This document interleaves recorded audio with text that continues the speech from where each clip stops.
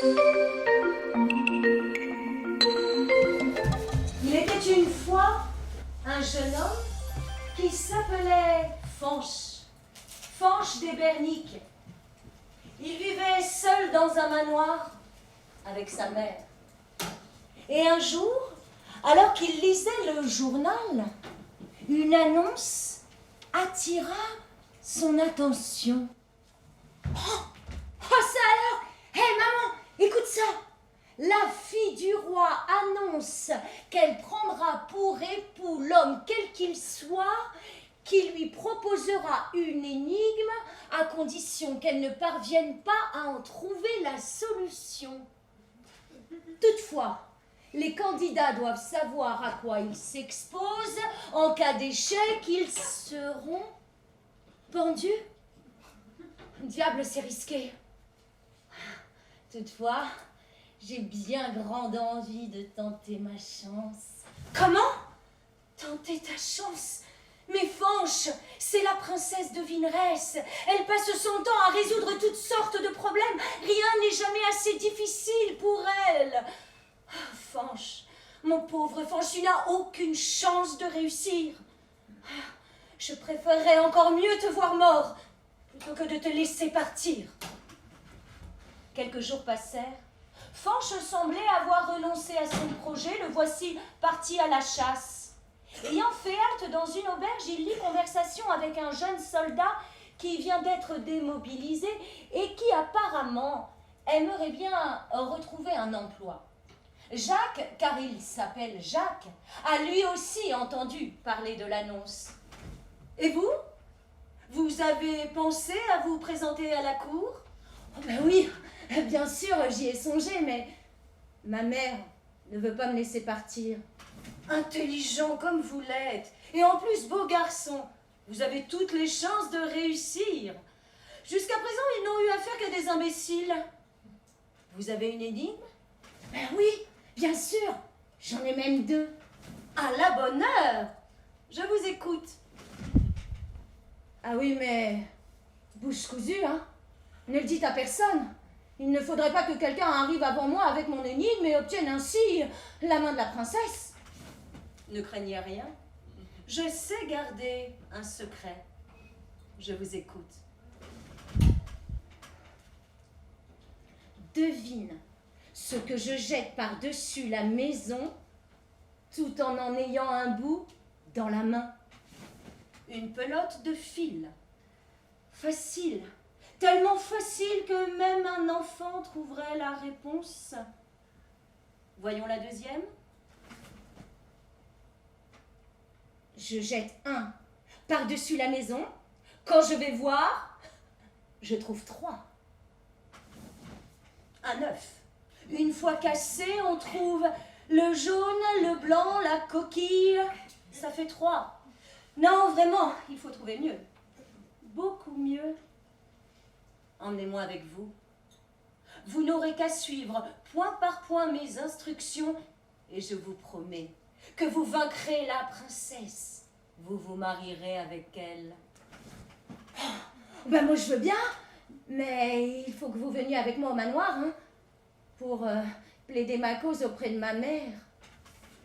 Et en effet, la châtelaine reçoit l'hôte qui lui amène son fils. Les voici en train de dîner, tous les trois. Elle prend plaisir à entendre l'ancien soldat raconter ses voyages, ses aventures. On parle aussi, bien sûr, de la fameuse de Vineresse. Ah oui, la fameuse de Vineresse. Oh, je l'ai vue, elle est d'une merveilleuse beauté. Madame, madame, votre fils devrait se présenter à la cour. Hein. Il a toutes les chances de réussir. Comment? Ça jamais! Toutes les chances! Mais vous êtes fou! Toutes les chances de mourir, oui! Là-dessus, la mère se lève, quitte la salle à manger en claquant la porte, laissant nos deux amis quelque peu dépités. Mais Jacques reprend la conversation, et lorsque tous deux vont se coucher, ils sont bien résolus à se mettre en route dès le lendemain matin. De son côté, la châtelaine, tout en maudissant Jacques, sait qu'elle ne parviendra pas à retenir son fils. Alors, Alors elle se rend nuitamment chez une sorcière qui habite dans une maison non loin du manoir. Elle lui demande un poison mortel. Contre une bonne somme, la vieille lui remet un petit flacon en lui disant « Vous verrez, c'est radical. » Le lendemain, Fanch et Jacques se lèvent de bonne heure et font leurs préparatifs de départ. Au moment où ils montent à cheval, la mère leur apporte sur un plateau 2 verres et un flacon. « Eh bien, puisque tu restes sourd au conseil de ta mère, il ne me reste plus, hélas, qu'à vous offrir le coup de l'étrier. » Et elle verse la soi-disant liqueur dans chacun des verres et la larme à l'œil l'étend aux jeunes gens. « Faites semblant de boire. Faites comme moi. Versez le contenu dans l'oreille de votre cheval. » Après quoi, Jacques et Fanch éperonnent leurs chevaux, laissant la châtelaine derrière eux. Vers le soir, les chevaux donnent des signes de faiblesse, puis tombent l'un après l'autre, morts. Alors nos 2 voyageurs marchent jusqu'à une auberge et le lendemain matin, ils se remettent en route.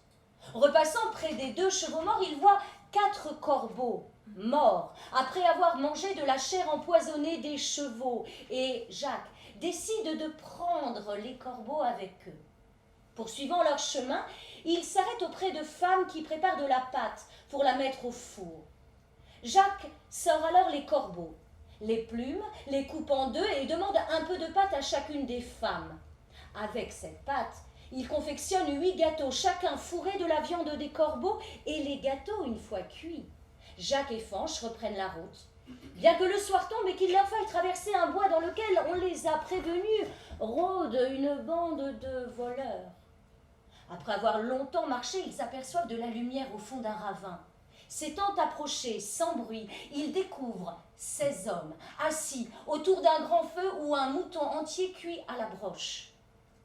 Fanch, effrayé, veut faire demi-tour, mais Jacques, lui, au contraire, s'avance et demande bien poliment l'hospitalité comme s'il avait affaire à d'honnêtes gens, et non à des brigands. Les hommes autour du feu échangent furtivement un sourire et leur chef invite les 2 voyageurs à partager leur repas et à passer la nuit auprès d'eux. Fanch et Jacques reçoivent d'ailleurs, comme les autres, leur part de mouton. « Messieurs, merci. Vous nous avez accueillis et servis avec beaucoup d'amabilité et nous voulons, à notre tour, pour vous remercier, vous donner le peu que nous avons. » Jacques sort alors de son sac les 8 gâteaux, les coupe en 2 et les distribue aux voleurs qui les avalent sur le champ. Et les voici bientôt pris de colique. Ils s'abattent l'un après l'autre en se tenant le ventre et ne tardent pas à mourir. Quant à Jacques et Fanch, ils mettent la main sur leur butin, se remplissent les poches d'or et après avoir bien dormi auprès du feu, se remettent en route. S'étant racheté des chevaux, ils vont bon train et aperçoivent bientôt à l'horizon la ville dans laquelle la princesse a son palais. Bien, nous approchons. Il est temps de penser à l'énigme. Avez-vous trouvé quelque chose ? Non, en fait, à part les 2 que je vous ai dites l'autre jour, non. Bien, je m'en doutais. Je vais vous en apprendre une. Voilà ce que vous direz à la princesse. Écoutez bien. Quand nous partîmes de la maison, nous étions 4. De 4, il est mort 2. De 2, il est mort 4. De 4, nous avons fait 8. De 8, il est mort 16. Et nous sommes encore venus 4 pour vous voir. C'est un peu compliqué. Je n'ai pas bien compris. Expliquez-moi tout ça. Quand nous avons quitté la maison de votre mère, nous étions 4. Nous 2, sur nos 2 chevaux. De 4, il est mort 2, les 2 chevaux. De 2, il est mort 4, les 4 corbeaux. De 4, nous avons fait 8, les 8 gâteaux. De 8, il est mort 16, les 16 voleurs. Et nous sommes encore venus 4 pour vous voir.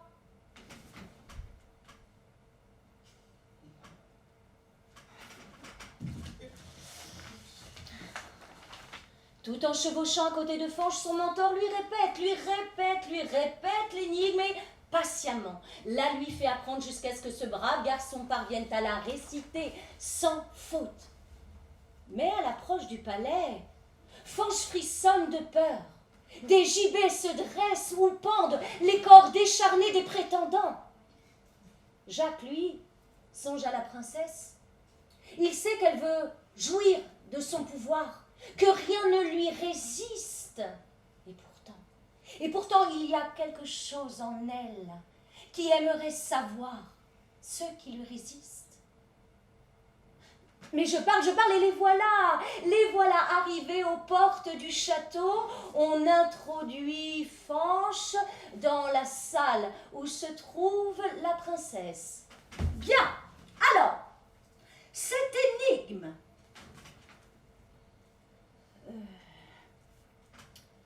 Eh bien voilà. Quand nous sommes partis, nous étions 4. De 4, il est mort 2. De 2, il est mort 4. De 4, nous avons fait 8. Et nous sommes encore venus pour vous voir 4. Et voilà. Répétez-moi ça un petit peu moins vite, s'il vous plaît. Je n'ai pas bien entendu. Fanch répète son énigme. La princesse, visiblement contrariée, finit par dire qu'elle donnera la réponse dans 3 jours. En attendant, nos 2 héros sont logés au palais, chacun dans une chambre confortable. Quant à la princesse, elle s'est retirée dans son cabinet d'études. Elle consulte ses livres, calcule, réfléchit, mais en vain. Elle est, laissez-moi vous dire, d'une humeur massacrante. Mais bientôt, l'idée lui vient que Jacques connaît sans doute le secret de son maître, et comme tout homme a son prix. Elle confie une bourse à l'une de ses femmes de chambre et l'envoie auprès de Jacques. Dites, monsieur Jacques, vous la connaissez, l'énigme de votre maître? Oh, mais bien sûr que je la connais, bien sûr. Mais je ne dirai rien. Bien sûr. Mais est-ce que ceci pourrait vous faire changer d'avis? Oh, de l'argent!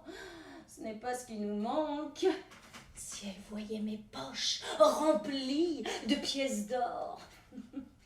Mais écoutez, vous êtes si charmante que j'ai quand même envie de faire quelque chose pour vous. Venez me rejoindre ce soir dans ma chambre et je vous dirai le secret de mon maître. La femme de chambre hésite, va voir la princesse et lui fait part de la proposition de Jacques. La princesse insiste et pour vaincre les réticences de la jeune femme, lui promet une prime généreuse. Pendant ce temps, Jacques va voir Fanch dont la chambre est juste au-dessus de la sienne et lui donne ses instructions. Bien, alors ce soir, tendez bien l'oreille. Vous entendrez la femme de chambre frapper à ma porte. Attendez jusqu'à ce que vous m'entendiez tousser. Et alors là, faites un barouf terrible, comme si vous étiez très en colère contre moi. La nuit venue, la femme de chambre frappe à la porte. Jacques la fait entrer, puis la convainc de se déshabiller et de se glisser dans son lit où il va la rejoindre. Mais auparavant, il cache discrètement sous le lit la robe de la jeune femme, puis il tousse fortement. On entend alors Fanch crier et menacer avec force juron. La fille est effrayée, Jacques fait semblant de l'être, il parle de son maître terrible quand il a bu, et la femme de chambre s'enfuit à moitié nue. Puis elle va faire son rapport à la princesse. La nuit suivante, la princesse choisit une autre de ses femmes et l'envoie séduire Jacques, mais elle aussi doit s'enfuir en abandonnant sa robe. La 3e et dernière nuit, la princesse se résout à aller en personne soudoyer Jacques. Mais elle n'y réussit pas davantage que les 2 autres femmes. Voici venu le grand jour. Fanch et Jacques sont introduits dans la salle du trône. Toute la cour est là, autour du vieux roi et de sa fille, la princesse. Bien. Maintenant, il me semble que le délai est expiré. Alors, ma fille, il est temps de nous dire le mot de l'énigme. Eh bien, je dois avouer que pour une fois, je ne l'ai pas trouvé. Oh, eh bien alors, Mais alors, monsieur Fanche, expliquez-nous ça. Oui. Eh bien, en fait, alors, quand nous avons quitté la maison, nous étions 4. Jacques, moi et les 2 chevaux. De 4, il est mort 2, les 2 chevaux, empoisonnés à notre place. De 2, il est mort 4, les 4 corbeaux empoisonnés à leur tour. De 4, nous avons fait 8, les 8 gâteaux confectionnés avec la chair empoisonnée des corbeaux. De 8, il est mort 16, les 16 voleurs qui ont mangé les gâteaux empoisonnés. Et nous sommes encore venus 4 pour vous voir, nous 2, sur nos 2 chevaux que nous avons achetés grâce à l'argent des voleurs. Voilà. Bien. Eh bien, parfait. Il me semble maintenant que nous n'avons plus qu'à préparer les noces. 1 minute. Monsieur, vous êtes si malin que j'ai bien envie, à mon tour, de vous proposer quelque chose. Vous voyez ce sac? Remplissez-le-moi de vérité et nous pourrons alors penser au mariage. Jacques fait signe à son maître d'accepter, alors Fanche déclare que oui, bien sûr, son domestique va remplir le sac et qu'il sera de retour dans quelques minutes. Et en effet, Jacques revient, portant sur son dos le sac apparemment plein, et le pose devant lui. Eh bien voilà, vous avez demandé un sac de vérité. Le voici. Il l'ouvre et en sort une robe. Il la déploie pour la faire voir à l'assemblée et demande d'une voix forte si cette robe appartient à quelqu'une des personnes présentes. Comme personne ne dit rien, il s'avance vers la première femme de chambre. Mais oui, bien sûr. Il me semble fort que cette robe ressemble à celle que vous portiez l'autre jour. Et Jacques sort une 2e robe. Ça suffit. N'allez pas plus loin. Mais madame, il faut que je vide mon sac. Le meilleur est au fond. Non, ça va. Je vous tiens quitte. Ah, eh bien, écoutez, ça va alors. Ça va, jeune homme. Écoutez, ça va très bien. Et écoutez, il me semble maintenant, alors, mesdames et messieurs, qu'il ne nous reste plus qu'à préparer le mariage. Catherine Casabianca, merci énormément.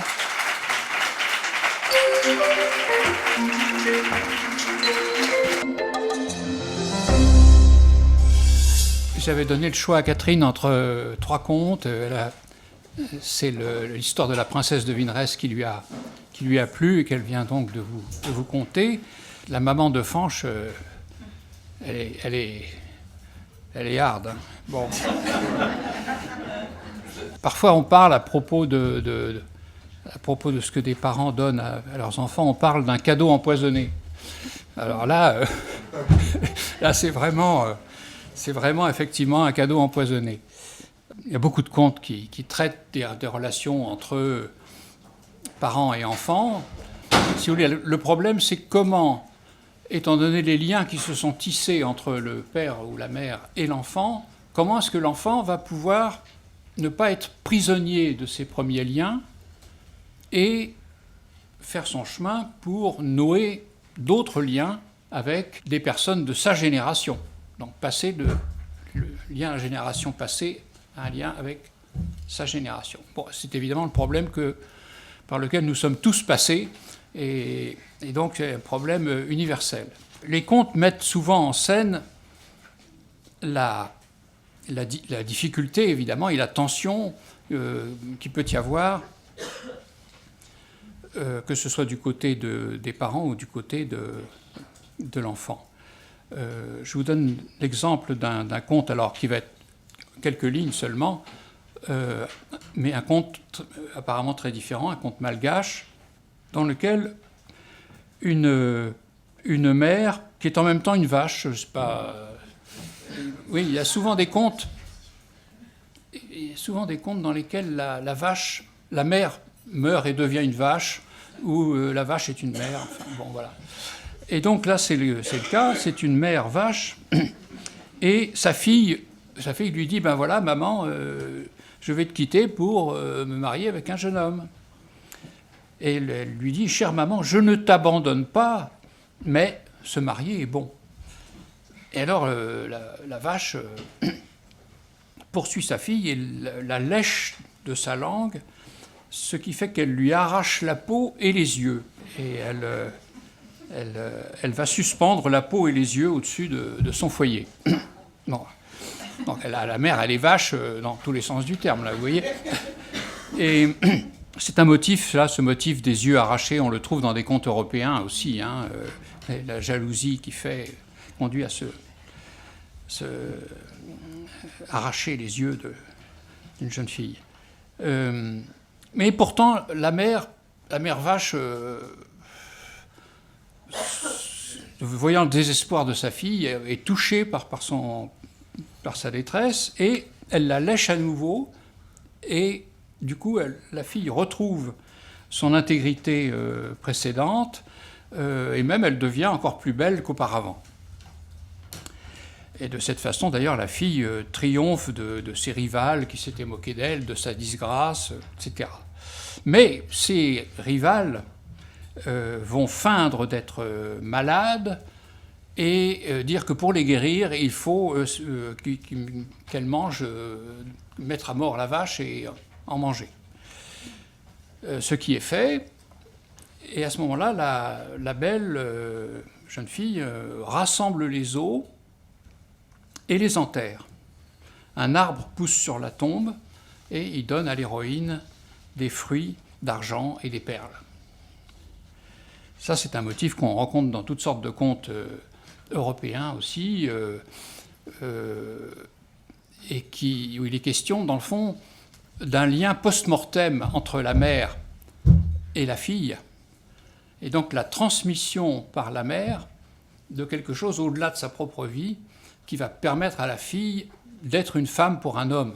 Donc vous voyez, le mouvement qui est décrit dans le conte malgache, la mère, d'un côté, ne supporte pas que sa fille la quitte, et puis finalement s'y résout. Donc c'est pas la peinture d'une bonne ou d'une mauvaise mère, c'est la peinture de l'ambivalence parentale face à cette nécessité que l'enfant quitte les parents. Alors cette ambivalence, vous l'avez représentée dans toutes sortes de contes.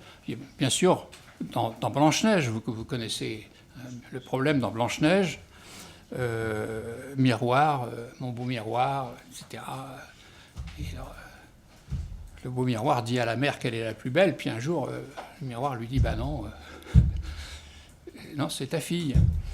Et donc la question, la belle-mère, oui, la belle-mère. Alors ça dépend des versions, hein, parce que dans la version qu'on connaît, c'est la belle-mère. Parfois, dans d'autres versions, c'est la mère elle-même. La question de la transmission, la question, elle est au cœur de toute cette famille de contes. La question de la transmission, et la transmission donner à l'enfant ce qui va lui permettre de faire son chemin dans la vie. Il y a un prix, c'est l'acceptation de sa propre mort. C'est pour ça que c'est un prix difficile à payer. On comprend que la maman ou la belle-mère n'a pas très envie de céder la place. Parce que céder la place, ça veut dire j'accepte qu'il y a un cycle de génération, c'est-à-dire que céder la place, ça veut dire que moi j'accepte que je vais mourir. Voilà, bon, ce qui est notre, au fond, le vrai destin qui est le nôtre à tous. Je vais vous dire un mot d'un autre conte. Alors, vous voyez, c'est assez.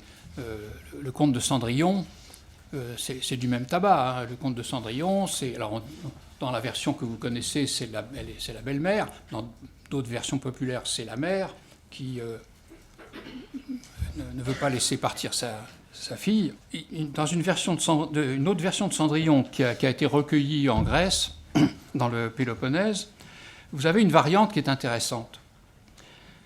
Une mère et ses 3 filles filent.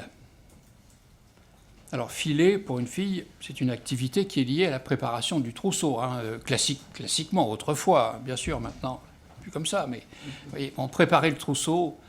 Bon. Et donc, ces 3 femmes, la mère et les 4 femmes, donc la mère et ses 3 filles, sont en train de filer. Et les filles disent, la première qui casse son fil, nous la changerons en vache. C'est le fil de la mère qui casse. Et elle est effectivement changée en vache. Et donc, elle mène un destin de vache. On la mène au pré tous les jours. La plus jeune des sœurs reste auprès de sa mère vache et pleure tout en la caressant, parce qu'elle regrette que sa mère ait pris la forme d'une vache. Ceci jusqu'au jour où les 2 aînés tuent la vache, la cuisent et la mangent. Vous voyez, entre parenthèses, la façon dont des mêmes motifs apparaissent. Tout à l'heure, c'était à Madagascar. Maintenant, c'est dans le Péloponnèse. Vous voyez, la circulation de motifs très précis. Et donc, là, la plus jeune refuse de se joindre à ce repas, qui, à ses yeux, est un repas cannibale. En fait. Et elle rassemble les os, une fois encore, elle rassemble les os, elle les enterre, et 40 jours plus tard, elle creusera la tombe, et à la place des os, elle trouvera une belle robe et une belle paire de souliers. Et ce motif, on le trouve dans beaucoup de variantes de Cendrillon, où la transmission intergénérationnelle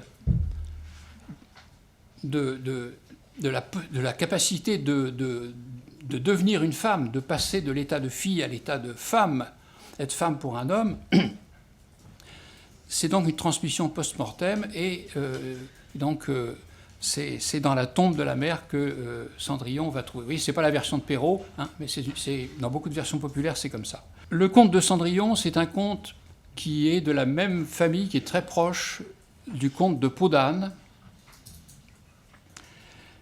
Mais dans Peau d'âne, alors vous connaissez la version de Perrault, dans Peau d'âne, c'est plus le rapport mère-fille, c'est le rapport père-fille. Et là, on a affaire à un père incestueux qui veut garder sa fille. Il veut garder sa fille près de lui et il lui fait toutes sortes de cadeaux qui sont là aussi des cadeaux empoisonnés, mais de manière métaphorique. Hein. Ce n'est pas un poison réel comme dans le conte de la princesse de Vineresse, mais ce sont des cadeaux empoisonnés parce que les 3 robes merveilleuses qu'il va donner à sa fille sont destinées à la retenir. Donc là, le père il poursuit exactement le même but que la mère dans le conte de la princesse de Vineresse, quand elle offre un verre de liqueur à sa fille, à son fils, pardon. Et dans le cas de Peau d'âne, il n'y a pas de mentor elle va elle-même se débrouiller. On a cette variante intéressante dans le conte que vous avez entendu tout à l'heure.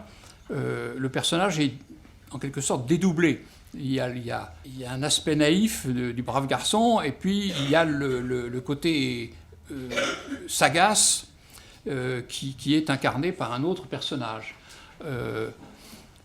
Où ce sont, enfin, comme si c'était 2 aspects de la même personne, peut-être, vous voyez.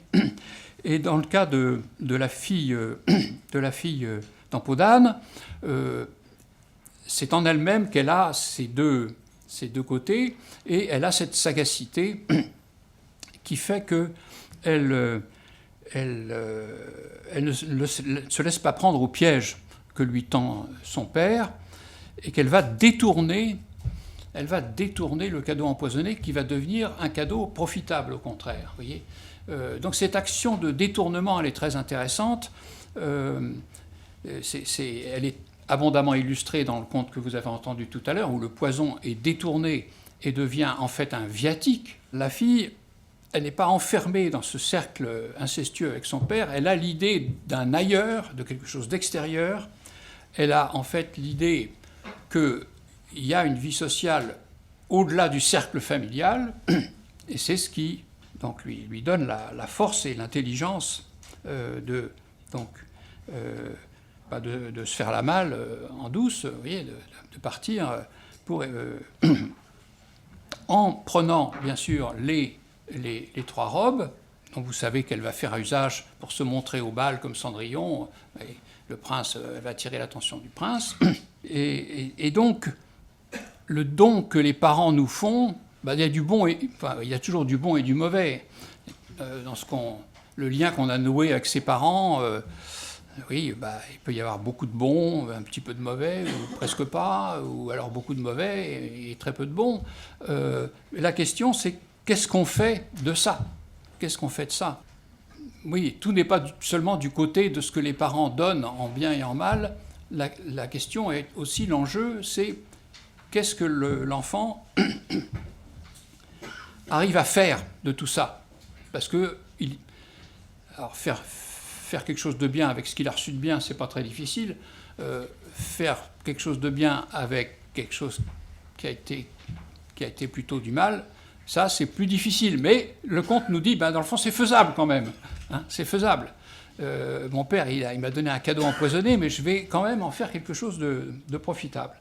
Donc, puisque, comme vous le savez, dans sa folie incestueuse, le père va jusqu'à sacrifier pour sa fille son âne. Alors son âne qui lui faisait des crottes d'or.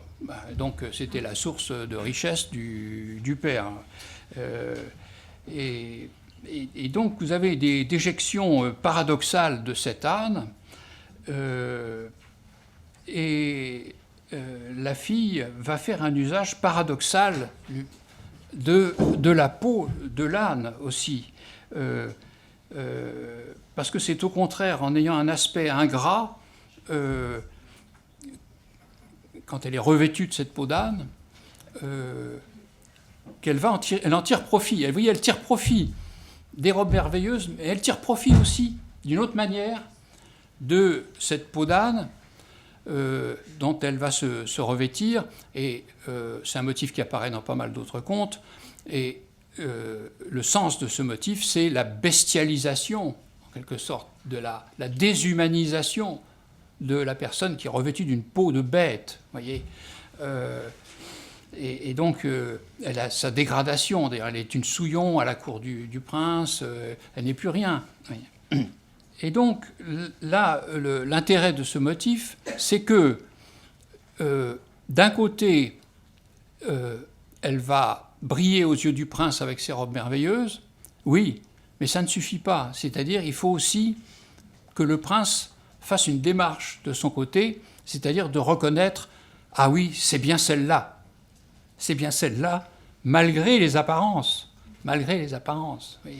Donc, parce que la question de la reconnaissance, dans toutes sortes de contes, la question de la reconnaissance se joue en 2 temps. Il y a la reconnaissance, je me fais reconnaître parce que je brille à vos yeux.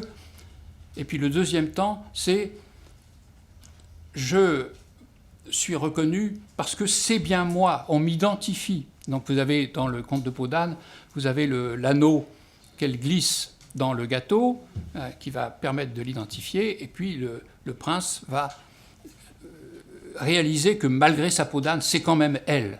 Vous avez des versions anglaises, enfin on retrouve en Irlande, en Écosse, en Angleterre, vous avez des versions de peau d'âne qui s'intitulent cat skin, peau de chat, littéralement. Là,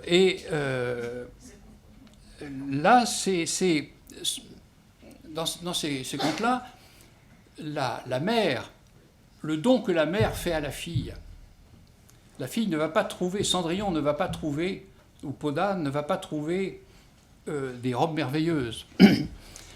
Dans la tombe, parce que ce Catskin, c'est fait plus proche de Cendrillon, la mère, avant de mourir, recommande à sa fille tu verras dans ma tombe, donc elle creuse dans la tombe, et elle trouve ce vêtement fait de multiples peaux de chat. Et donc vous voyez que là, la transmission, encore une fois, elle joue pas par le moyen des robes merveilleuses, mais par le moyen de ce qui va faire de Cendrillon, en fait, ou du personnage de Gatskin, une souillon, quelqu'un de dégradé, mais qui, en faisant bon usage de cette peau d'âne, va se faire reconnaître par le prince et se faire identifier. Voyez. Et donc, ce cadeau qui a l'air d'être pas du tout un bon cadeau, devient un bon cadeau, en fait, un cadeau profitable pour la princesse. Bon, alors il y a plein d'autres contes, je vais m'arrêter là sur les contes. Il y a plein d'autres contes dans lesquels on voit une facette ou une autre de cette problématique du rapport intergénérationnel. Vous voyez, c'est quand même un grand sujet pour les contes, hein, les liens intergénérationnels. Hein. Voilà. Je vais prendre un peu de recul maintenant par rapport aux contes. Une question que je me suis souvent posée en travaillant sur les contes, parce que j'ai quand même consacré beaucoup de temps et d'années même travailler là-dessus. Je me suis dit, mais pourquoi la fonction paternelle n'est pas, je ne la vois pas formulée clairement dans les contes. Vous voyez, avec l'arrière-plan qu'on peut avoir quand on a, en particulier, quand on s'est intéressé au séminaire de Lacan, alors oui, le nom du père, etc., la fonction paternelle, donc on se dit, ah oui, les contes, il devrait y avoir là-dedans, la fonction paternelle, elle est où, quoi, hein, voilà. Et j'ai compris, peu à peu, que dans le fond, cette fonction paternelle, elle est répartie, elle est diffusée de différentes manières dans les contes, de toutes les manières dont la socialisation peut s'effectuer. La socialisation, c'est-à-dire le fait de ne pas être borné au cercle familial, mais de pouvoir, il y a un ailleurs, il y a un espace plus large dans lequel on va pouvoir prendre pied. Ce qui est bien le problème de tous les enfants, pouvoir prendre pied dans un espace plus large que celui du foyer familial.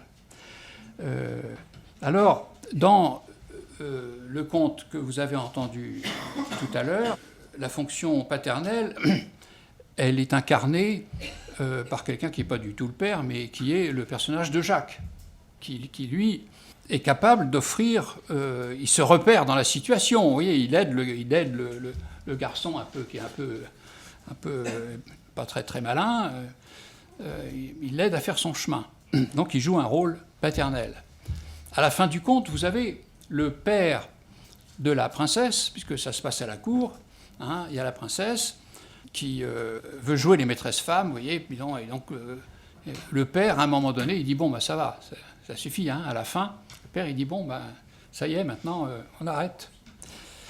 Donc voilà une autre manière dont la fonction paternelle est mise en scène.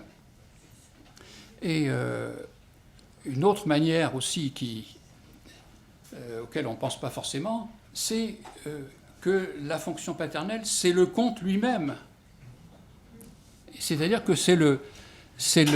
la parole du conteur est une parole socialisante qui joue un rôle parental. Et donc la fonction paternelle, à ce moment-là, elle est incarnée par le conteur ou la conteuse elle-même, vous voyez. Parce que quand Jacques, derrière Jacques qui dit, tu vois, voilà l'énigme, et donc il lui énumère les éléments de l'énigme, c'est la voix du conteur qui dit tout ça, vous voyez. Voilà. Donc, vous voyez, ce qui me paraît important, et c'est ce que je voudrais maintenant vous dire, c'est la fonction parentale, elle n'est pas parentale en général et paternelle en particulier, n'est pas forcément réalisée, incarnée par le papa ou le géniteur, mais elle peut être remplie par d'autres personnes. On souligne beaucoup, surtout dans les milieux psy, le papa, c'est celui qui pose une limite. Le papa, il pose une limite. Attention, il y a l'enfant et la maman, il faut les décoller un peu, là. Hein, donc, voilà. Bon. Oui, mais il ne fait pas que ça, le père. Pour qu'il ait une fonction, pour que son rôle paternel soit valable, soit efficace, il faut que le père lui-même témoigne d'une socialisation. Et son rôle, notamment donc, de poser une limite, il peut être reçu pour autant que le père est lui-même socialisé. Et donc, ce n'est pas le géniteur lui-même qui est dépositaire de la fonction paternelle, c'est en fait tout ce qui est socialisant dans l'entourage de l'enfant. Ce caractère diffus, en quelque sorte, de la fonction paternelle trouve une confirmation dans un travail d'une anthropologue américaine qui s'est intéressée aux relations entre le bébé et la maman chez les hommes et chez d'autres animaux. Donc c'est un travail d'anthropologie biologique, en quelque sorte.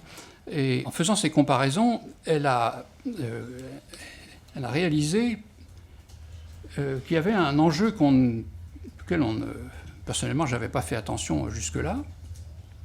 Est-ce que le petit, est-ce que c'est sa mère seulement qui va s'en occuper? Est-ce qu'il va pouvoir passer dans les mains d'autres membres du groupe? Dans le cas des chimpanzés, la mère est très exclusive. C'est-à-dire que pendant des mois et peut-être même des années, vous savez que le lien entre la mère et l'enfant chez les chimpanzés, il est très fort. Hein, et il y a un lien qui se tisse pendant des années. Le bébé, l'enfant chimpanzé est vraiment accroché à sa mère, accroché même au sens propre, pendant très, très longtemps. La socialisation du bébé du chimpanzé se fait par l'intermédiaire de la mère, parce que le petit chimpanzé, il va voir que sa mère a des copains dans le groupe, et il va peu à peu, mais assez tardivement, lui-même nouer des liens avec les autres chimpanzés que sa mère fréquente. Bon. Mais donc, la mère, pendant très longtemps, ne supporte pas que d'autres chimpanzés manipulent le bébé. Alors que chez les humains, ce qui est frappant, c'est que très vite, quand un enfant vient au monde, l'entourage, les personnes de l'entourage disent « Ah, est-ce que je peux le prendre? Est-ce que je peux le prendre dans mes bras ?» Et donc, tout de suite, d'autres personnes prennent le bébé et puis commencent à interagir avec le bébé. Et donc, cette anthropologue, qui s'appelle Sarah Blaffer Hardy, H-R-D-Y, elle a écrit un livre qui est traduit en français maintenant, « Comment nous sommes devenus humains ». Et de ce livre, elle déroule toute son enquête qui est extrêmement précise, extrêmement fouillée. Et elle souligne le fait que c'est là un des facteurs de l'hominisation, c'est cet élargissement, cette socialisation très précoce du petit. Et donc, on voit là comment le caractère diffus de la fonction paternelle, parce que ce n'est pas seulement le géniteur qui rentre en jeu, c'est le cercle beaucoup plus large qui permet à l'enfant de s'aventurer avec confiance dans un cercle beaucoup plus large. Autre point que je voudrais ajouter sur cette question de la socialisation et de la fonction paternelle, c'est un point d'histoire des idées, c'est-à-dire qu'il y a, dans beaucoup de sociétés, si vous voulez, pour les anthropologues, c'est banal de le dire, dans beaucoup de sociétés, il n'y a pas de frontière entre ce qui est famille et ce qui est société. Parce que la famille,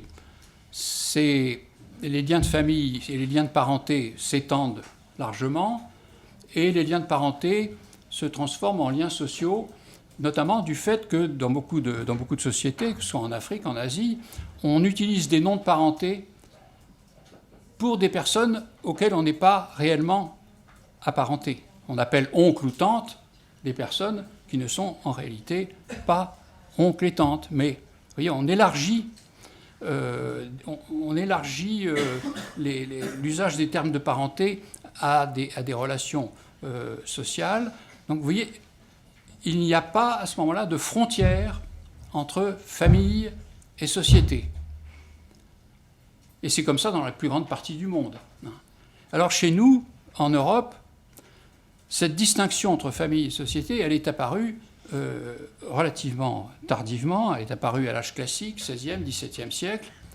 Et comment est-elle apparue ? Elle est apparue, pourquoi ? Parce que ce sont des franciscains d'abord qui ont développé une théorie selon laquelle c'était la société a été créée par les hommes. La société a été créée par les hommes. Oui, l'idée c'était Dieu a créé l'homme, il a créé Adam et Ève, il a créé l'homme, et les hommes ensuite ont créé la société. Donc la société n'est pas naturelle. Elle n'est pas naturelle puisque c'est un artefact que les humains ont fabriqué. Oui. Mais alors une fois que vous avez dit ça, alors ça arrangeait beaucoup de gens de penser ça parce que ça permettait de penser que les institutions pouvaient être modifiées. Ça permettait de penser que la société était juste un moyen et non pas une fin en soi. Oui, mais alors le problème, c'est à ce moment-là, oui, mais alors la famille, les parents. Ah ben non, mais là c'est quand même biologique, hein, la reproduction, le papa, la maman, l'enfant. Ben non, ça c'est pas une création humaine. C'est pas une création humaine. Le mode de reproduction des humains, c'est pas nous qui l'avons inventé. Hein. Bon, donc alors ils se sont dit ah oui, bon, alors la famille c'est naturel. Donc il y a la famille, et puis il y a la société, ça c'est autre chose. Oui. Donc, vous voyez, pour des raisons qui sont liées donc, à l'évolution de l'histoire des idées, on a été amené à établir une séparation entre famille et société. Et cette séparation a fini par nous paraître elle-même tout à fait comme une évidence, comme allant de soi. On a cette formule, par exemple, la famille, c'est la brique de la société, oui, comme si la société était faite avec des familles qu'on avait assemblées les unes aux autres. Hein. Lévi-Strauss, dans son livre sur les systèmes de parenté, a montré que ce n'était pas le cas, puisque pour qu'il y ait des familles, il faut qu'il y ait déjà une société. Parce qu'il ne peut pas y avoir de règles d'alliance sans qu'il y ait une organisation sociale. Bon. Donc, ça a commencé là avec ces travaux de Lévi-Strauss et d'autres anthropologues sur les systèmes de parenté. Ce qui nous paraissait à nous être une évidence a commencé à s'effriter et même à se déconstruire. Donc, c'est très important de prendre acte de ça et de bien comprendre que, en réalité, il n'y a pas de frontière entre famille et société, et que la fonction paternelle, justement, n'est pas le fait du géniteur, elle équivaut à la socialisation de l'enfant et à tout ce qui favorise la socialisation de l'enfant. Voilà. Alors, quand, par exemple, des enseignants de l'éducation nationale disent alors, notre rôle à nous, c'est d'enseigner, le rôle des parents, c'est d'éduquer, ils reconduisent implicitement cette frontière entre famille et société, comme si l'école n'était pas un lieu intergénérationnel et donc un lieu où la fonction parentale continue de s'exercer, mais au-delà des géniteurs. Hein. C'est quand même un drôle de truc, si vous voulez, que l'école, qu'est-ce que c'est qu'une école ? C'est une institution où les membres d'une génération sont en contact avec les membres de la génération suivante pour les former. Et donc, le fait que la fonction parentale de l'école ne soit pas officiellement reconnue, ça pose problème. Enfin, moi, ça me pose question. Conclure ? Oui, si vous... Alors, conclure, je dirais juste un mot. Il faut revenir sur la tradition qui est tellement ancrée, selon laquelle la société, ou bien ça n'est qu'un moyen. Alors ça, c'est toute la version économique, si vous voulez, tout le discours économique sur la société, c'est que la société, elle serait fondée sur l'économie, et donc l'économie, c'est pour répondre aux besoins, donc la société est un moyen, c'est un ensemble de moyens. Bon, alors ça, c'est vraiment à revoir complètement. Et donc, il faut arriver à repenser comment la vie sociale est une fin en soi. Et parce que la question du bonheur que posait Claude Martin tout à l'heure, eh bien oui, si on ne veut pas comprendre que la vie sociale doit être entendue comme une fin en soi, c'est-à-dire que c'est dans le fait de vivre une vie sociale épanouie qu'on peut être heureux. Alors si on ne veut pas comprendre ça, non, là ça ne va pas aller, vous voyez. Donc le bonheur ne peut pas être un bonheur individuel. Le rôle de la société n'est pas qu'un rôle instrumental ou utilitaire. Donc il ne faut pas cracher dans la soupe. C'est-à-dire que même si la société elle a des tas d'inconvénients et nous impose un tas d'emmerdements, reste quand même que la vie sociale, c'est quand même c'est quand même le lieu d'existence normal de l'être humain. Alors ça, c'est quelque chose que les sociétés dites païennes ont parfaitement intégré. Même chez Aristote, c'est encore très, très présent. Mais c'est une idée qui s'est malheureusement... qu'on a perdu de vue. Voilà, donc là, c'est ma conclusion, c'est fini, j'arrête.